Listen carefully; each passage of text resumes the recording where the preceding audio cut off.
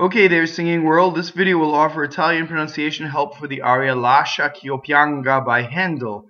We will explore the tips and tricks to help you sing your aria without accent and also discuss the proper open and closed vowels and other non-phonetic things such as phrasal doubling and assimilation. Before we do that, please direct your attention to the description of this video below. You'll see the text written out with all the non-phonetic things so you can follow along as I do this.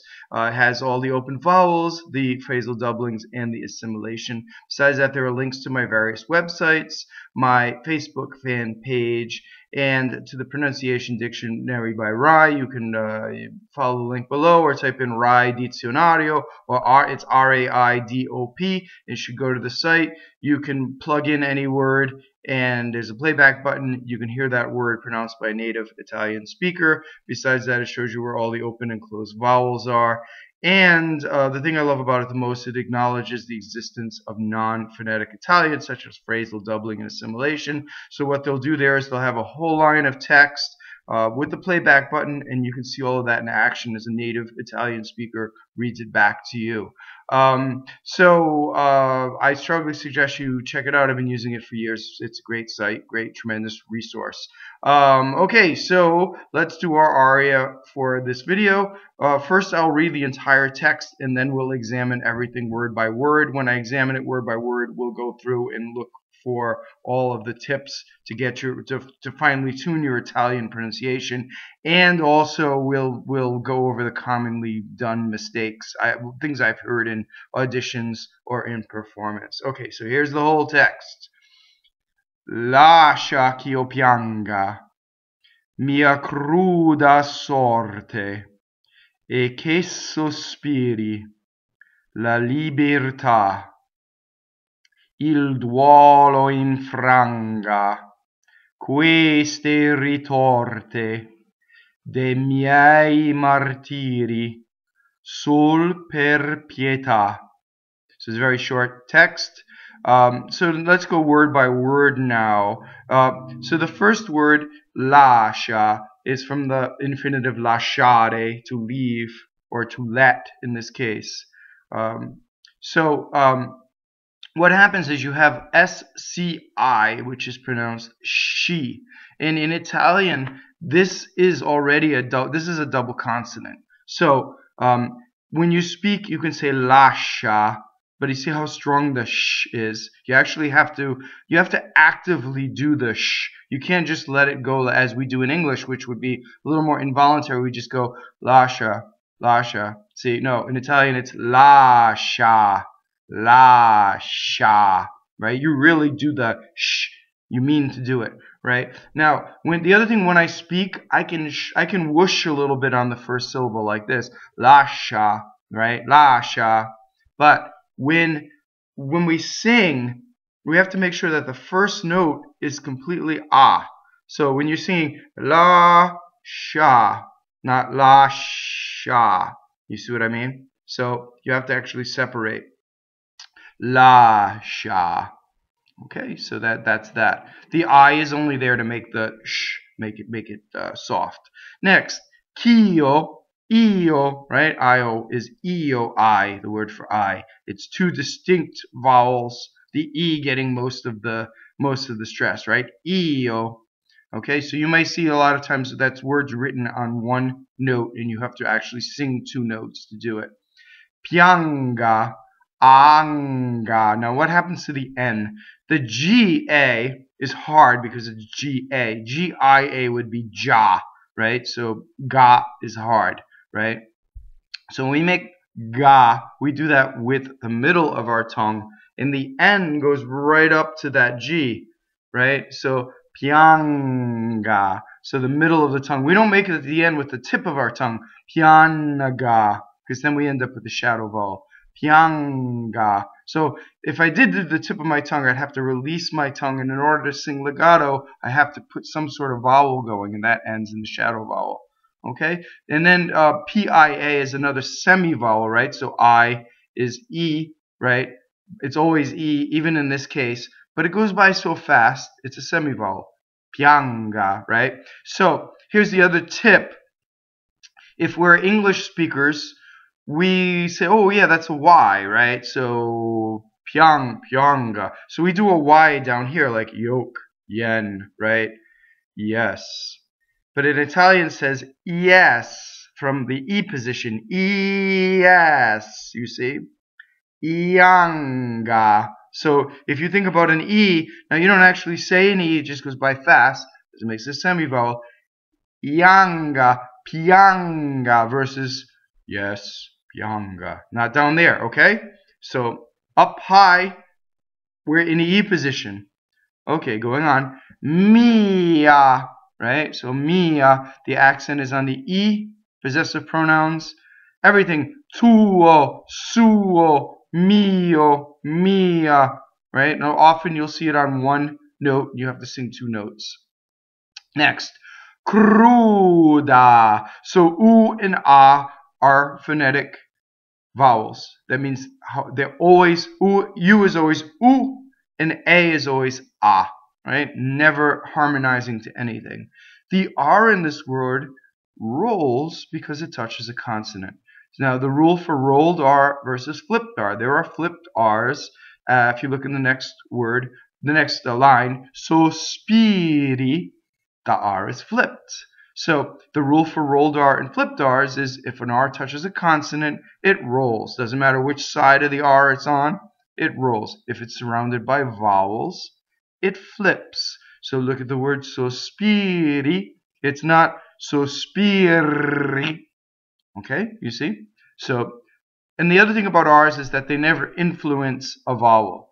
Vowels don't get influenced by anything in Italian. Consonants get influenced, right? Sometimes. But Italian, the vowel doesn't get influenced. And that's what I'm describing is a pure vowel. So if you hear pure vowels, that's where pure vowels come from. The vowels are never harmonized to something else. Okay. So, cruda, that's our word we were just on. So the next word, sɔrte. So O's and E's are in this word, and O's and E's are non-phonetic vowels, meaning that you just have one printed letter that makes two sounds, right? So an O can either be closed, O as in oats, or A as in saw, right? And again, because vowels do not harmonize in Italian, they don't have the glide of English. So if I said oats, I would slowly go to an I vowel, right? And if I said saw, my jaw would adjust as I did it, right? So the Italian vowel is just ah and stays, or o and just stays.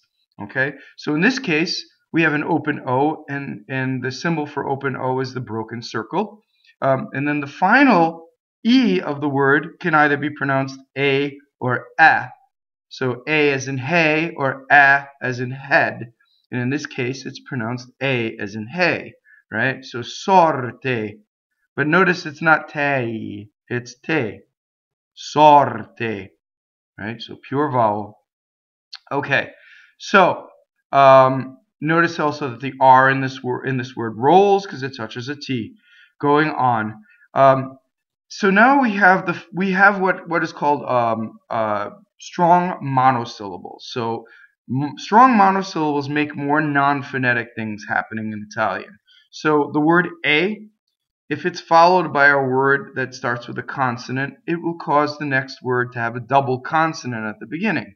That makes it a strong monosyllable. Also, cche is a strong monosyllable, so it'll cause the next word to have a double consonant. So if you notice, I've written out this sentence two different ways.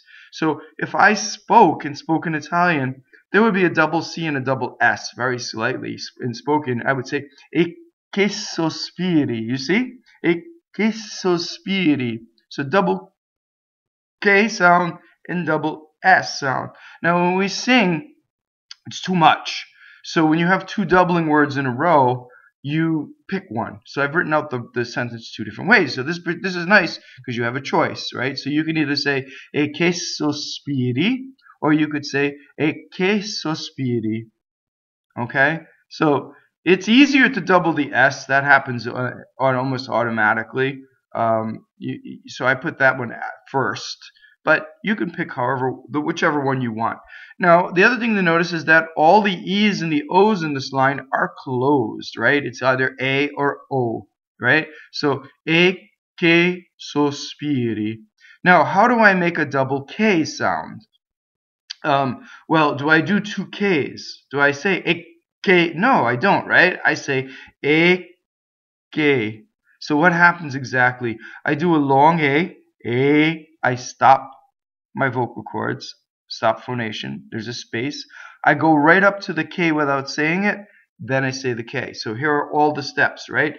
A, long vowel, stop phonation. A, go up to the K, don't say it. A, K, and that makes the double, right? Now, it's a lot subtler than that because it goes by faster. I just did it in slow motion, so it seems a little exaggerated. How do I make a double S? Well, I just hiss the S a little bit, right? Che sospiri, che sospiri, che sospiri, che sospiri. And too much S in the theater is ugly, right? So when you sing, you want to use S very sparingly, because you're not phonating when you sing S. It's an unvoiced. It's the most unvoiced consonant you can sing.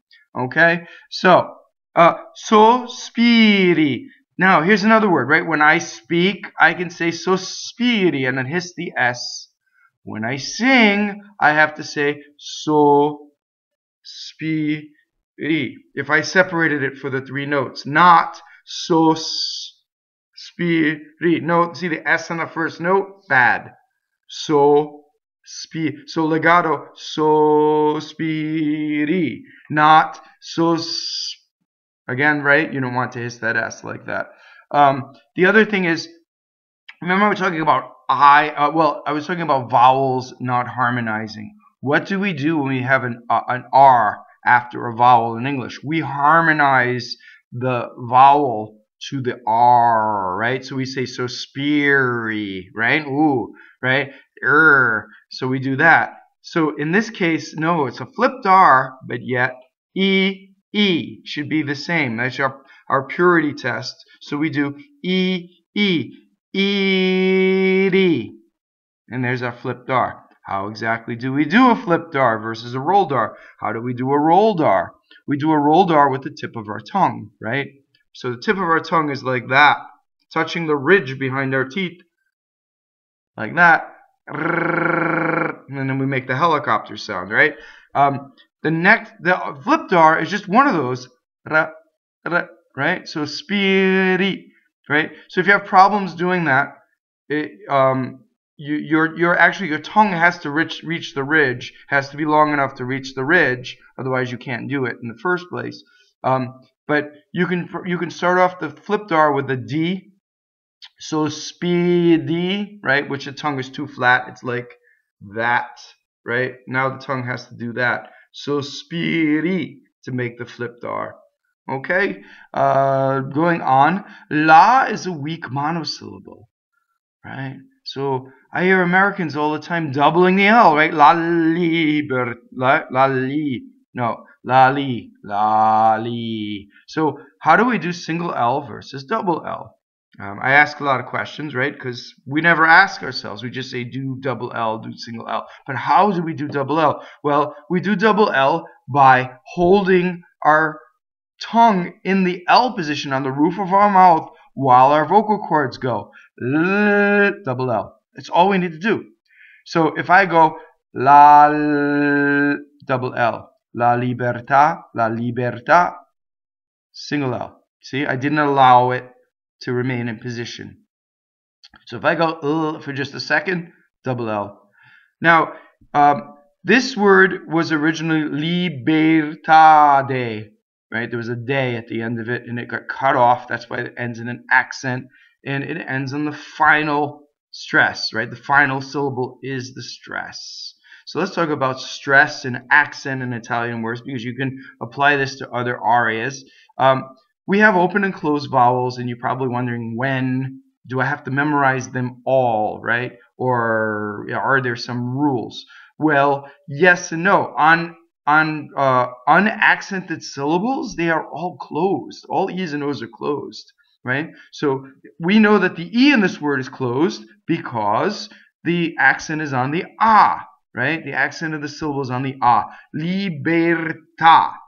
So the E is automatically closed. Now, the bad news is on the stress, words can either be open or closed. So we've already had stress, sɔrte. Stress is on the A and it's open. We've also had, well, we haven't had anything on, we haven't had anything yet on, let me see if I would, is there even a closed one? Ah, yes, there's a closed one on the stress.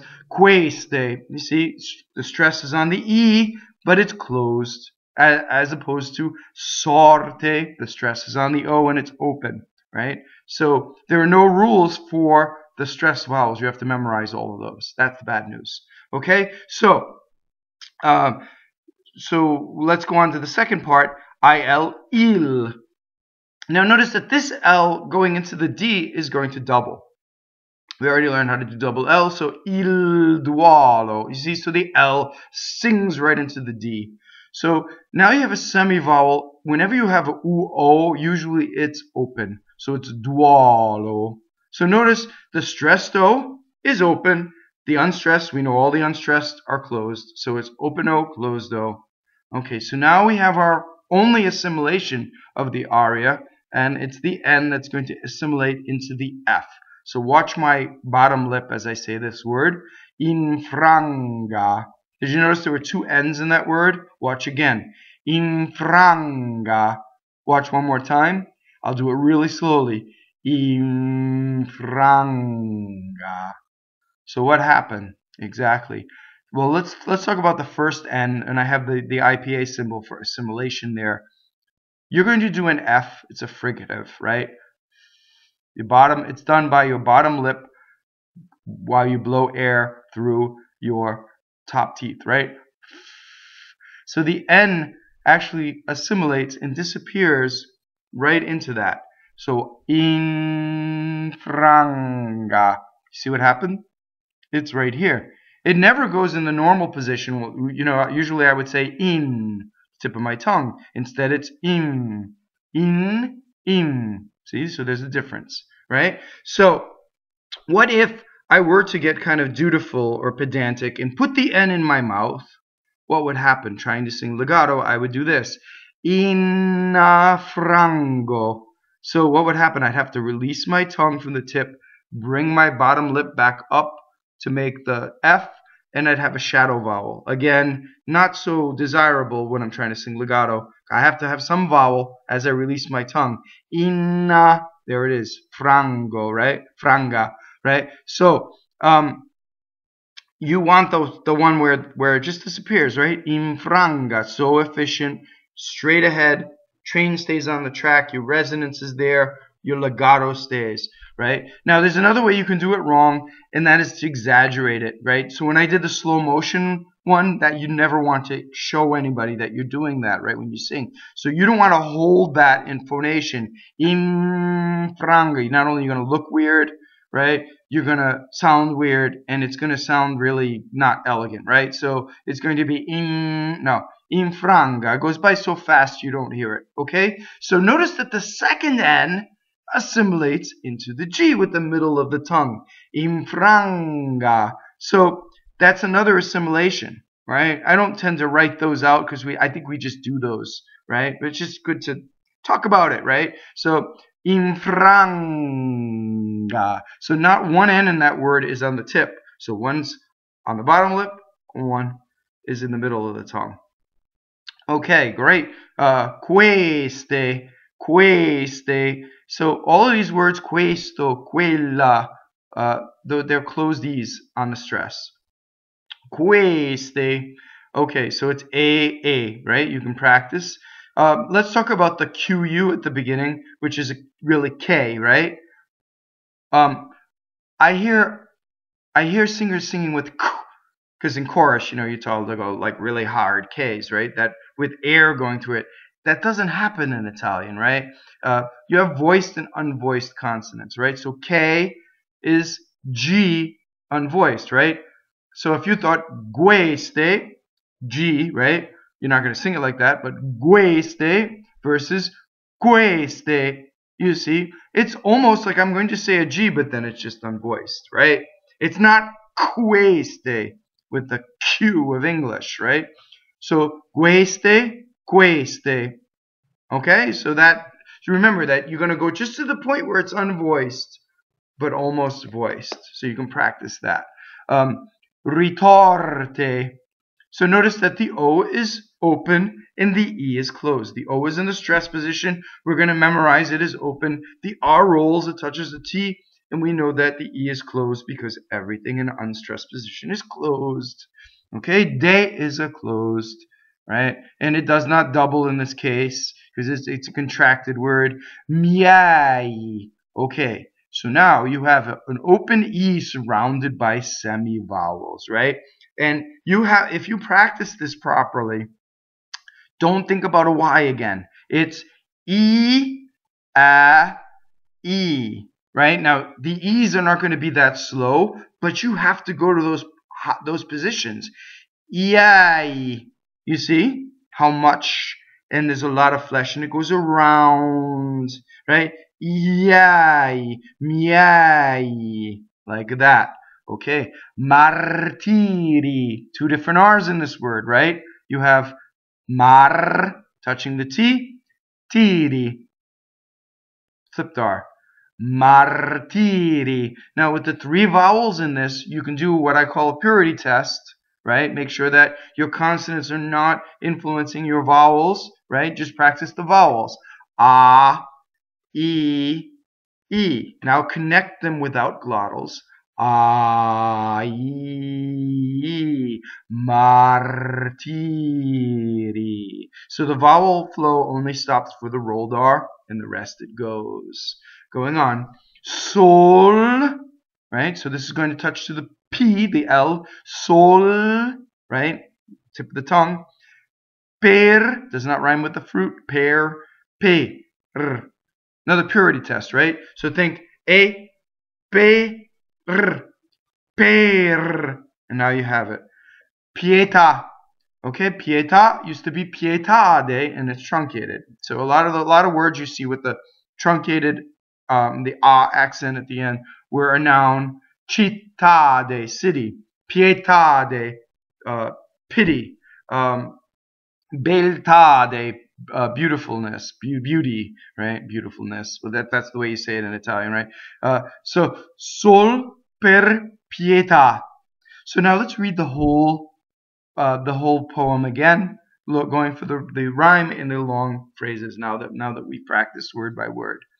Lascia ch'io pianga, mia cruda sɔrte, cche sospiri, la libertà, il duɔlo iŋfranga, queste ritɔrte, de miɛi martiri, sol per pietà. Thank you very much for watching. Please like, please share, please subscribe, and always feel free to comment, leave me your suggestions and your requests. Don't forget to like the video, and as always, don't forget to see your coach. We'll see you on stage at the opera.